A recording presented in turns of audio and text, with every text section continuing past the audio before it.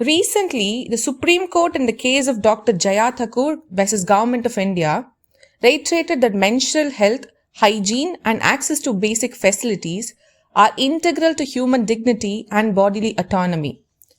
The court observed that these aspects are directly connected to the right to life and personal liberty under Article 21 of the Constitution.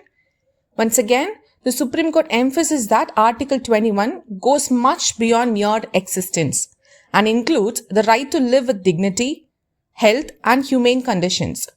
This observation has brought Article 21 back into focus in current affairs and constitutional discourse. Hi everyone, welcome to Achievers Law Academy's YouTube channel, and in today's video we'll learn more about Article 21. If you haven't subscribed to our channel yet, do subscribe and continue watching. Article 21 of the Indian Constitution contains just one sentence, yet it is the most powerful guarantee of human freedom in our Constitution. It says, "No person shall be deprived of his life or personal liberty except according to the procedure established by law." At the time when the Constitution came into force, this provision was understood very narrowly. The belief was very simple. If the state follows a law passed by the legislature, it can deprive a person's life or liberty even if that law is harsh or unfair. This narrow interpretation was accepted by the Supreme Court in the A.K. Gopalan's case of 1950. A.K. Gopalan was detained under the Preventive Detention Act, and the court held that Article 21 was independent of Articles 14 and 19. The court said that procedure established by law did not require fairness or reasonableness. As a result, personal liberty received very limited protection.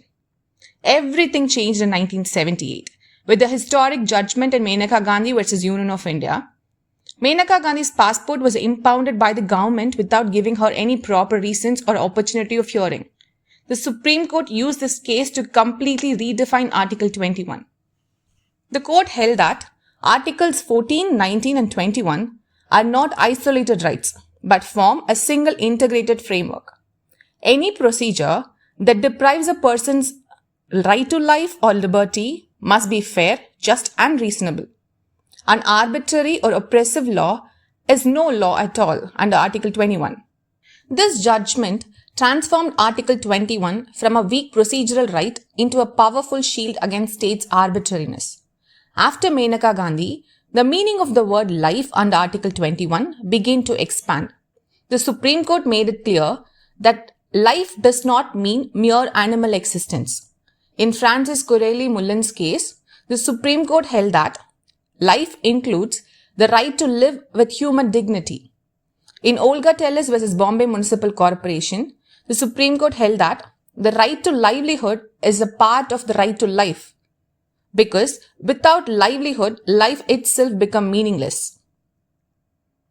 In the case of Subhas Kumar, the Supreme Court held that the right to life includes the right to a clean and pollution-free environment. In D.K. Basu versus State of West Bengal, the Supreme Court held that custodial torture and inhumane treatment directly violate Article 21 and laid down guidelines to protect arrested persons. In K.S. Puttaswamy versus Union of India, a 9-judge bench declared that the right to privacy is an intrinsic part of life and personal liberty under Article 21. And recently, in Dr. Jaya Thakur versus Government of India, the Supreme Court reaffirmed that health, dignity, menstrual hygiene and bodily autonomy are inseparable from the right to life. Article 21 also guarantees important procedural protection. It includes the right to legal aid, the right to speedy trial, and protection against arbitrary arrest and detention. The court has repeatedly said that justice delayed is justice denied, and delay itself can amount to a violation of Article 21. Today, Article 21 is no longer a negative restriction on the state.